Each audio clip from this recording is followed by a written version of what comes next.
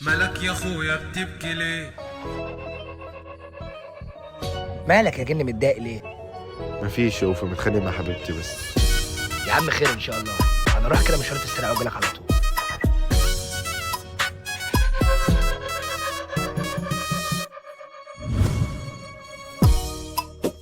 الو. انا سمعت ان انت متخانقه مع الجن، الكلام ده صح؟ مش عايزه اعرفه تاني. طب اهدي، ممكن اقابلك واتكلم معاك شويه؟ ماشي، مفيش مشكله.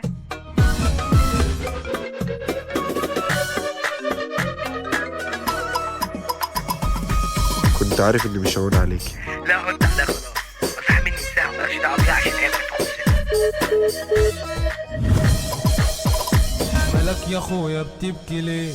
الدنيا بايظه انا بتكوي. قولي بس حصل لك ايه؟ سيبني بس يا عم روح. انت اخويا ازعل عليه. وانت اخويا انا روحي فيه.